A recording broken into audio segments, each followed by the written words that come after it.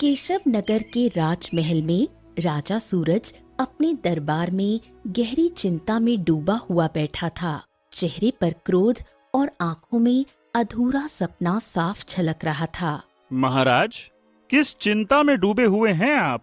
हाँ मंत्री जी, जब मेरी पहली पत्नी का देहांत हुआ था तब हम बुरी तरह से टूट गए थे। समझ नहीं आ रहा था कि अपने पुत्र की परवरिश कैसे करें, कैसे संभालें सब कुछ। और फिर आपने हमें दूसरा विवाह करने की सलाह दी थी, है ना? हाँ हाँ, बिल्कुल सही कहा महाराज। तो बस अब हम आपकी इच्छा पूरी करना चाहते हैं मंत्री जी। अरे वाह, क्या बात है, क्या बात। तो फिर बताइए ना महाराज, किस कन्या से विवाह करना चाहते हैं आप? हाँ, बात यह है कि कुछ समय पहले मेरी नजर वल्लभगढ़ की राजकुमारी सुंदरी पर पड़ी। उसे देखते ही हम उस पर पूरी तरह से फिदा हो गए।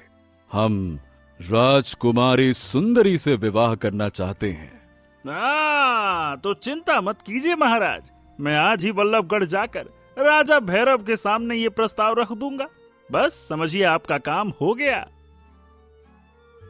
दोपहर के समय वल्लभगढ़ राजमहल का दरबार सजा हुआ था। उसी वक्त केशव नगर का मंत्री दरबार में प्रवेश कर गया।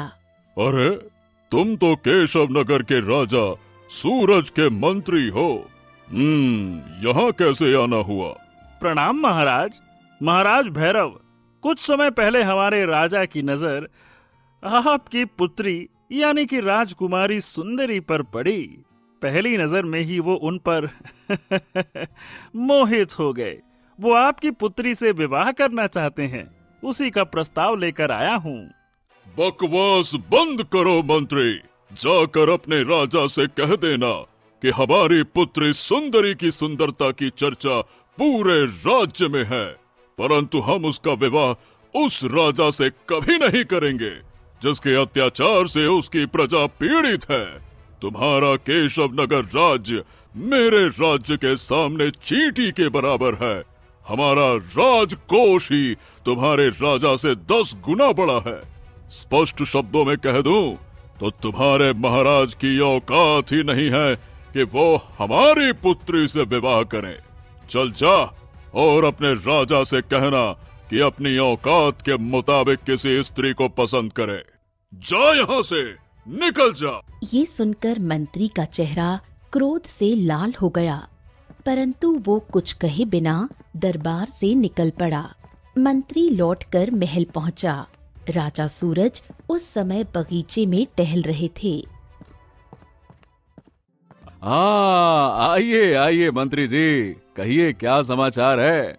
हमें पूरा विश्वास है कि जब राजा भैरव जी ने सुना होगा कि हम स्वयं उनकी पुत्री से विवाह करना चाहते हैं, वो तो अति प्रसन्न हुए होंगे। सही कहा ना हमने? महाराज, ऐसा तो नहीं हुआ, बल्कि राजा भैरव ने आपके प्रस्ताव को ठुकरा दिया और बहुत उल्टा सीधा अपमानजनक बातें कही हैं। ये सुनकर राजा सूरज का चेहरा क्रोध से विकृत हो गया।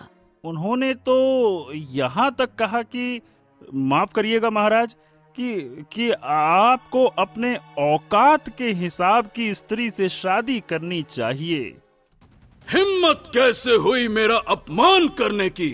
अब मंत्री जी, हम कसम खाते हैं कि हम उसी की पुत्री से विवाह करेंगे और हम उसके राज्य पर आक्रमण करेंगे। महाराज, ऐसा मत कीजिएगा। देखिए, ये सत्य है कि उन्होंने कठोर शब्द कहे, लेकिन उनका राज्य कहीं ज्यादा बड़ा और समृद्ध है। उनके पास आपके मुकाबले कई गुना सेना और धन है, साथ ही उसके मित्र राज्य भी हैं। यदि युद्ध हुआ, हम टिक नहीं पाएंगे महाराज। राजा सूरज गहरी सोच में पड़ गया, परंतु उसके चेहरे से ये साफ था कि वो हार मानने वाला नहीं था। मंत्री, राजा भैरव को अपने राजकोष और सेना पर बड़ा घमंड है ना? हाँ, ठीक है, तो हम भी उसका घमंड तोड़ के रहेंगे और हम किसी भी हाल में सुंदरी को पाकर रहेंगे। अगले ही दिन राजा सूरज घोड़े पर सवार होकर घने जंगल में पहुंचा। काफी देर बाद वो एक रहस्यमयी और पुरानी गुफा के सामने खड़ा था। गुफा के अंदर अंधेरा था, पर मशालें टिमटिमा रही थीं। राजा धीरे धीरे भीतर गया। अंदर एक तांत्रिक आंखें बंद करके ध्यान में बैठा था। राजा के कदमों की आहट सुनकर उसने आंखें खोली और मुस्कुराया। आइए आइए महाराज आइए, यहाँ कैसे आना हुआ आपका? मुझे इस राज्य का सबसे शक्तिशाली राजा बनना है। सबसे ज्यादा खजाना चाहिए, इतनी ताकत चाहिए कि कोई भी राजा हमारा मुकाबला न कर सके, ताकि भैरव मेरी शक्ति के आगे झुक जाए और सुंदरी हमें स्वीकार कर ले। आपकी ये इच्छा संभव है महाराज, परंतु इसके लिए आपको एक कार्य करना होगा। हम अपने मकसद में कामयाब होने के लिए कुछ भी करने को तैयार हैं। तांत्रिक खड़ा हो गया। उसकी आंखों में रहस्य और होठों पर हल्की मुस्कान थी। आइए आइए आइए महाराज, आप तो मेरे साथ आइए आइए आइए। राजा सूरज और तांत्रिक घने जंगल के बीच बसे एक रहस्यमयी तालाब के पास जा पहुँचे। चारों ओर सन्नाटा था। केवल तालाब का ठहरा हुआ पानी और झींगुरों की आवाजें गूंज रही थीं। महाराज, इस तालाब के अंदर एक प्राचीन खजाना छिपा हुआ है, लेकिन उस खजाने को पाने के लिए आपको रक्त चंद्रमा की अंगूठी सिद्ध करनी होगी। ओह, तो ठीक है, फिर हम उसे जरूर सिद्ध करेंगे। पहले हमें तालाब के अंदर का खजाना दिखाओ। अभी धैर्य रखिए महाराज, धैर्य। उस खजाने तक पहुंचने का मार्ग सरल नहीं है। इस तालाब को लाल करना होगा और लाल चंद्रमा का इंतजार करना होगा। लाल चंद्रमा? ये कैसा चंद्रमा है? रक्त चंद्रमा। वो रात महाराज जब चांद लाल हो जाता है, उस रात शैतान, राक्षस, पिशाच ये सबसे अधिक शक्तिशाली हो जाते हैं। आपको उस रात से पहले इस तालाब को लाल करना होगा, यानी निर्दोष जीवों की बलि देनी होगी। और जब तालाब रक्त से भर जाएगा, तब अंगूठी आपके सामने प्रकट होगी। ये सुनकर राजा सूरज की आंखों में पागलपन झलक उठा। सुंदरी को पाने की चाह ने उसके दिल को निर्दयी बना दिया। अगले कुछ दिनों तक राजा सूरज ने अपनी ही प्रजा के निर्दोष लोगों को पकड़कर तालाब की बलि चढ़ाना शुरू कर दिया। लाशें तालाब में समा गईं और पानी धीरे धीरे खून से लाल हो उठा। कुछ ही दिनों बाद आसमान पर लाल चंद्रमा प्रकट हुआ। वो रात थी जब अंधकार अपने चरम पर था। तांत्रिक, आज चांद का रंग लाल क्यों है? महाराज, यही तो वो घड़ी है। आज रात चंद्रमा की रात है। आप तो बस मंत्र पढ़िए और देखिए चमत्कार। राजा सूरज तालाब किनारे बैठकर मंत्रों का जाप करने लगा। अचानक जोरदार धमाके के साथ तालाब से लाल रोशनी की किरणें फूट पड़ी और धीरे धीरे एक विचित्र अंगूठी प्रकट हुई जो लाल प्रकाश से जगमगा रही थी। हाँ, यही रक्त चंद्रमा की अंगूठी है। यही तो महाराज, बस आप इसे पहन लीजिए। इसके बाद आप तालाब के भीतर भी जा सकते हैं और खजाने तक पहुंच जाएंगे आप। पहनिए पहनिए, इसे पहनिए। राजा सूरज ने अंगूठी पहनी और अगले ही पल उसे असीम शक्ति का अनुभव हुआ। तांत्रिक, हमारे अंदर अद्भुत शक्ति का संचार हो रहा है। हाँ तो बस चलिए महाराज, मेरा हाथ थामिए। अब समय है उस खजाने तक पहुंचने का। चलिए। राजा सूरज ने तांत्रिक का हाथ थामा और दोनों तालाब के भीतर कूद पड़े। जैसे ही दोनों तालाब में उतरे, राजा सूरज ने स्वयं को एक विचित्र मायावी महल में पाया। चारों ओर सोने के ढेर, हीरे जवाहरात और अनगिनत खजाने फैले थे।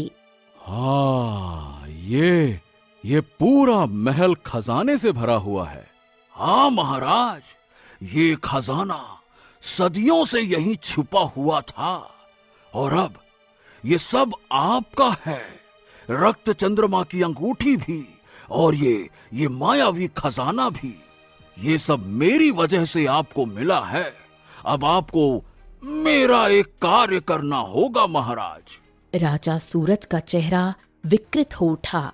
उसके भीतर की मानवता मर चुकी थी। अब वो एक पिशाच जैसी शक्ति से भर चुका था। तांत्रिक, अब अपना कार्य बता। तेरी वजह से ही आज मैं इस अंगूठी और खजाने का मालिक हूं। बता। हाँ तो महाराज, संसार में केवल मेरा एक ही शत्रु है, साधु प्रेमानंद।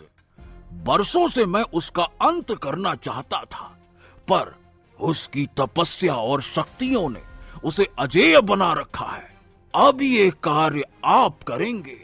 हाँ, तो मुझे बता कि वो साधु मिलेगा कहाँ?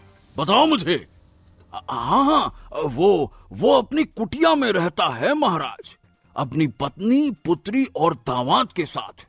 अब आपके पास इतनी शक्ति है कि केवल उसका नाम लेकर आप उसके स्थान पर पहुंच सकते हैं। राजा सूरज की आंखें रक्त जैसी लाल हो उठीं। तो मुझे वहीं पहुंचा दो, मैं साधु प्रेमानंद का अंत करूंगा। अगले ही क्षण राजा सूरज और तांत्रिक उस मायावी महल से गायब हो गए। इधर दूसरी ओर साधु प्रेमानंद अपनी छोटी सी कुटिया में बैठे थे। पास ही चूल्हे पर उनकी पत्नी रोटियां सेक रही थीं।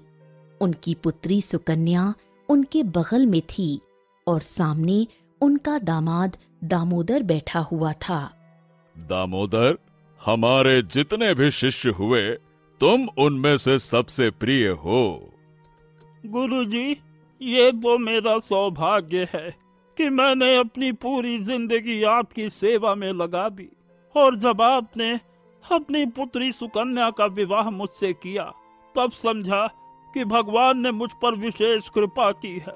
अब बस एक ही दुख है कि अब तक संतानहीन हूँ। सेवा सबसे बड़ी संतान देती है दामोदर। तुम्हारे समर्पण की जितनी प्रशंसा करूं कम है। गुरुजी, बस एक बात मन में है। मैं अब बूढ़ा हो चुका हूँ, सुकन्या भी वृद्ध हो चुकी है। अब संतान की आशा तो नहीं है, लेकिन मैं आपके ऊपर गुरु दक्षिणा का ऋण नहीं रखना चाहता। कृपया मुझसे गुरु दक्षिणा स्वीकार कर लीजिए, चाहे तो मेरे प्राण ही ले लीजिए। दामाद जी, कैसी बातें करते हो? क्या तुम अपनी जान देकर हमारी बेटी को विधवा बनाना चाहते हो? अगर इतना ही जोर दे रहे हो तो गुरु दक्षिणा के रूप में रक्त चंद्रमा की अंगूठी लाकर अपने गुरु को भेंट कर दो। रक्त चंद्रमा की अंगूठी? हाँ, कहा जाता है वो अंगूठी एक राक्षस के पास है। बरसों से लालची लोग उसकी तलाश में रहते हैं। बिना अंगूठी के तालाब में छुपे उस शापित खजाने को कोई नहीं पा सकता, और जिसे भी वो अंगूठी मिल जाती है वो असीम शक्तियों का मालिक बन जाता है। अगर ऐसा है तो मैं वचन देता हूँ गुरुजी कि एक दिन वो अंगूठी आपके चरणों में लाकर रखूंगा। मैं ही ऐसा करूंगा। हाँ। दामोदर, ये कैसा वचन दे डाला तुमने? तुम नहीं जानते कि उस अंगूठी के पीछे कितना अंधकार है। हाँ ठीक है, लेकिन नियति को कौन रोक सकता है? और तभी रंग बिरंगी किरणों के बीच तांत्रिक और रक्त चंद्रमा की अंगूठी धारण कर चुका राजा सूरज प्रकट हो गया।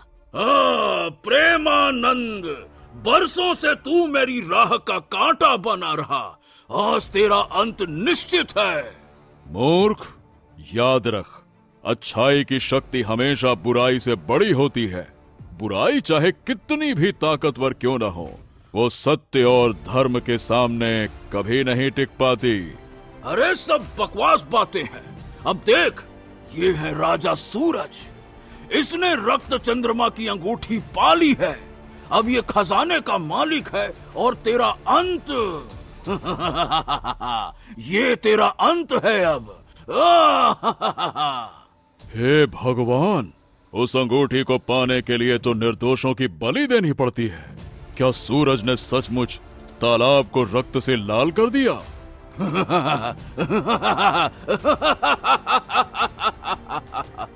हाँ प्रेमानंद, हाँ। और अब इसका क्रोध तुझे भी भस्म कर देगा।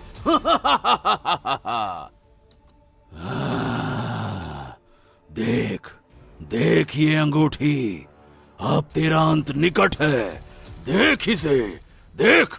और अगले ही पल तीनों, राजा सूरज, तांत्रिक और साधु प्रेमानंद, गायब होकर उस मायावी तालाब के महल में प्रकट हो गए। अब तो विश्वास हो गया ना कि ये वही रक्त चंद्रमा की अंगूठी है। अब मरने की तैयारी कर ले प्रेमानंद। महाराज सूरज, आप हमें एक बात बताइए, आपको इतने खजाने और शक्ति की आवश्यकता क्या थी? आप तो पहले से ही राजा थे। ये सब किस लिए? ये सब बलदेवगढ़ की राजकुमारी सुकन्या को पाने के लिए। मैं उससे विवाह करूंगा और संसार का सबसे शक्तिशाली राजा बनूंगा।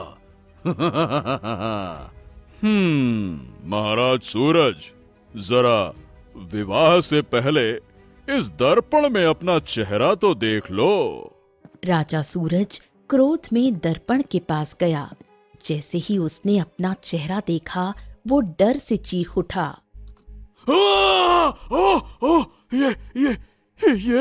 ये मेरा चेहरा, मेरा इतना भयानक। मैं राक्षस जैसा क्यों दिख रहा हूँ? शायद तांत्रिक ने तुम्हें यह बताया नहीं कि जो भी रक्त चंद्रमा की अंगूठी धारण करता है वो मनुष्य नहीं रहता, वो राक्षस बन जाता है। तुम शक्तिशाली तो हो गए, खजाने के मालिक भी बन गए, लेकिन जिस कारण तुमने ये सब कुछ किया, क्योंकि मनुष्य राजकुमारी किसी राक्षस से विवाह नहीं करेंगी, वो मरना पसंद करेंगी, लेकिन तुझ जैसे पिशाच को पति मानना कभी नहीं। राजा सूरज तांत्रिक से बोला, तांत्रिक, मुझे मेरा रूप चाहिए, मेरा रूप चाहिए। ये संभव नहीं है महाराज। तूने मेरे साथ धोखा किया। नहीं महाराज, मैंने कोई धोखा नहीं किया। मैंने तो केवल इतना कहा था कि अंगूठी पहनकर आप असीम शक्ति और खजाने के मालिक बन जाएंगे, जो कि आप बन गए। मैंने तो ये सब कुछ सुंदरी को पाने के लिए किया था। साधु प्रेमानंद सही कहते हैं, इस चेहरे को देखकर वो डर जाएगी। वो हमसे कभी विवाह नहीं करेगी। किंतु हम तुम्हारा रूप वापस ला सकते हैं। क्या सचमुच? धोखा मत खाना महाराज, ये साधु चालाक है। धोखा तो इसने दिया है तुम्हें। इसने पूरी सच्चाई नहीं बताई, नहीं बताया कि अंगूठी पहनने वाला मनुष्य नहीं राक्षस बन जाता है। अगर अंत करना है तो सबसे पहले इसका अंत करो, वरना तुम राक्षस के राक्षस ही रह जाओगे, समझे? अगले ही क्षण लपटों ने तांत्रिक को चारों ओर से घेर लिया। क्षण भर में वो राख बनकर बिखर गया। लाओ, अब ये अंगूठी उतार कर हमें दे दो। लाओ महाराज, दो। साधु ने रहस्यमयी मंत्रों का जाप किया। अंगूठी उनके हाथों में चमक उठी। अब हमेशा के लिए यहीं फंसे रहना। अब तुम कभी इस तालाब से बाहर नहीं निकल पाओगे। ये धोखा है मेरे साथ, धोखा। तेरे जैसे राक्षस के साथ यही होना चाहिए।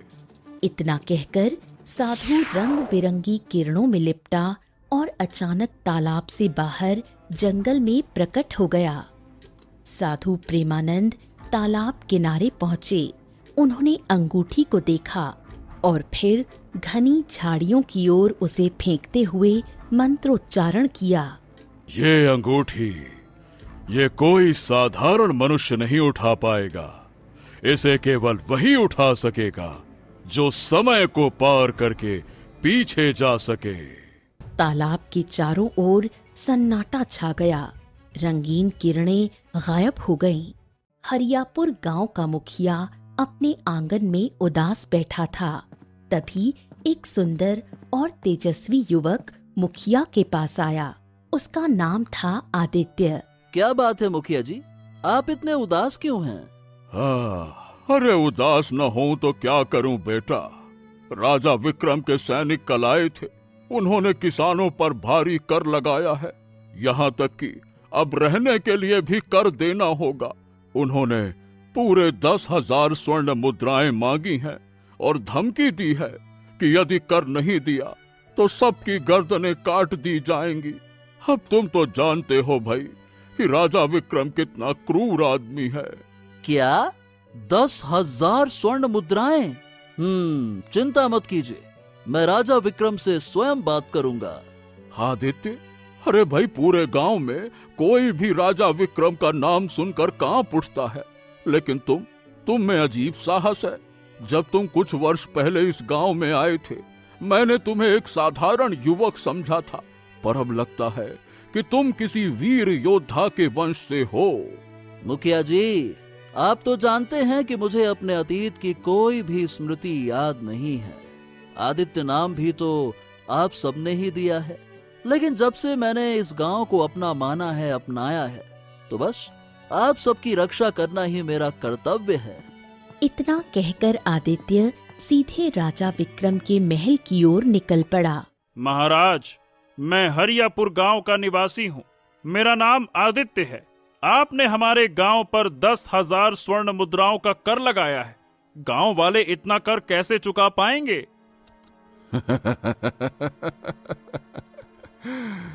केवल हरियापुर ही नहीं बेटा, मैंने पूरे राज्य में कर लगाया है।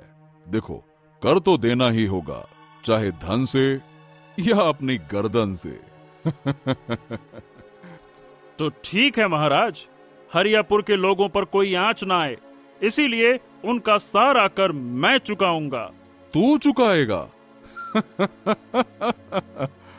देखने में तो साधारण युवक लगता है। 10,000 स्वर्ण मुद्राएं कहां से लाएगा? खैर, अगर इतना कह ही दिया है तो मैं तुझे चल ठीक है, 1 दिन का समय देता हूं। यदि समय पर कर ना चुका सका तो अपने गांव का विनाश देखने के लिए तैयार रहना। देख क्या रहा है? जा, तेरा समय शुरू होता है अब।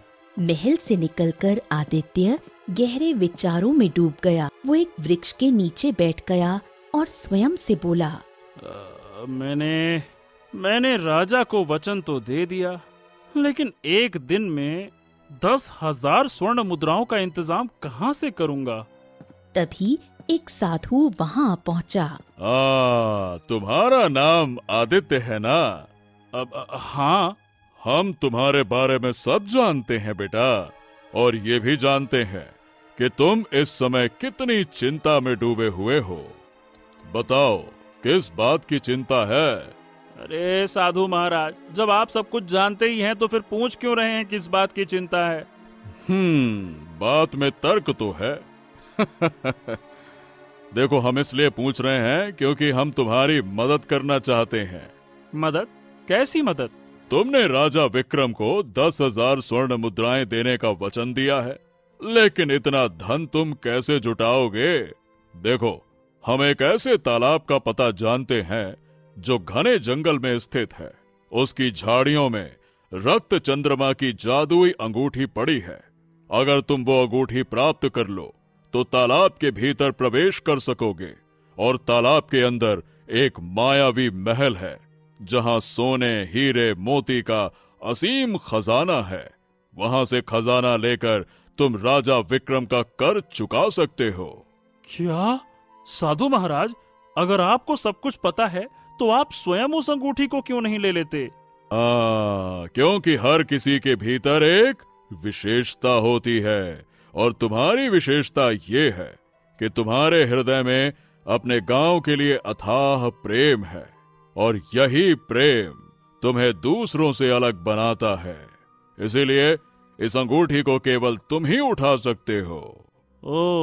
लेकिन साधु महाराज, मैं तो केवल कर चुकाना चाहता हूँ। मुझे खजाने का कोई लालच नहीं है। तो यही करो बेटा, अंगूठी प्राप्त करो और फिर राजा विक्रम को लेकर सारा खजाना सौंप दो। जब उसका लालच मिट जाएगा तो वो प्रजा पर अत्याचार करना छोड़ देगा। अगर ऐसा है तो मैं वो अंगूठी अवश्य लाऊंगा। अच्छा सुनो, जब अंगूठी को तुम पालो तो मेरे पास लौट आना। चलो अब देर मत करो, तुम्हारे गांव के पास समय बहुत कम है, जाओ। इतना कहकर आदित्य तुरंत जंगल की ओर निकल पड़ा। घने जंगल से गुजरते गुजरते आदित्य को एक रहस्यमय तालाब दिखाई दिया जो लाल आभा से दमक रहा था। लगता है कि यही वो तालाब है। अब मुझे अंगूठी ढूंढनी चाहिए। आदित्य झाड़ियों में खोजता है। कुछ देर बाद लाल किरणों से जगमगाती हुई अंगूठी चमक उठती है। हाँ, यही वो रक्त चंद्रमा की अंगूठी है। अब मुझे साधु महाराज के पास चलना चाहिए। आदित्य अंगूठी लेकर साधु के पास लौटता है। साधु महाराज, ये देखिए, ये रही अंगूठी। हाँ बिल्कुल बिल्कुल, यही वो अंगूठी है। अब चलो राजा विक्रम के पास चलते हैं और तुम्हारे गांव का कर माफ करवाते हैं। चलो। तुम कौन हो? और ये तो वही युवक है जो अभी कुछ देर पहले हमारे पास आया था। इसके पास रक्त चंद्रमा की अंगूठी है महाराज, और आप तो जानते ही हैं, जिसके पास ये अंगूठी होती है वो तालाब के मायावी महल और उसके खजाने का मालिक होता है। ये युवक अपने गांव के बदले ये अंगूठी आपको सौंपना चाहता है। क्या बात कर रहे हो? बरसों से हम तो इस बारे में दंत कथाएं सुनते आए हैं, लेकिन इसमें सच्चाई है ये हम कैसे मान लें? महाराज, ये सत्य है। अगर ये सत्य है तो मैं केवल इसके गांव का कर नहीं बल्कि पूरे राज्य का लगाया हुआ कर वापस ले लूंगा। हाँ तो ठीक है, चलिए, आप मेरे साथ चलिए। साधु राजा विक्रम और आदित्य को लेकर लाल तालाब पहुंचा। तालाब के चारों ओर भयावह सन्नाटा पसरा हुआ था। अंगूठी तुम्हारे हाथ में है आदित्य, अब हमारा हाथ पकड़ो और तालाब में कूद पड़ो। आदित्य दोनों का हाथ पकड़ता है और तीनों तालाब में कूदते हैं। अगले ही क्षण वो मायावी महल में पहुंच जाते हैं। ये तो सचमुच खजाना है। मैं समझता था कि ये तो केवल दंत कथाओं में है, लेकिन ये तो वास्तविक है। अब ये मेरा खजाना है, मेरा खजाना। खजाने के मालिक आप तभी बन सकते हैं जब अंगूठी आपके हाथ में होगी। अच्छा, तो लाओ ये अंगूठी मुझे दे दो। लाओ। अचानक चारों ओर काला धुआं फैल जाता है। धुएं से एक विशाल भयानक राक्षस प्रकट होता है। वो कोई और नहीं बल्कि राजा सूरज का श्रापित रूप था। तुम्हारा चेहरा बिल्कुल मेरी तरह है। ऐसा लगता है जैसे तुम मेरे पुत्र हो। आपकी आवाज। पिताजी, हाँ, आप ही मेरे पिता राजा सूरज सिंह हैं।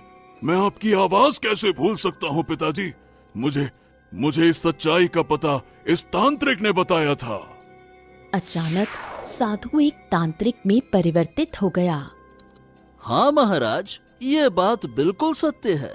जिस तांत्रिक ने आपको रक्त चंद्रमा की अंगूठी दी थी वो कोई और नहीं बल्कि मेरे पिताजी थे। मैंने अपनी जादुई शक्तियों से सब कुछ जान लिया कि मेरे पिता की हत्या किसने की और आपको यहाँ किसने बंदी बनाया। ये सब कुछ साधु प्रेमानंद की ही करतूत थी।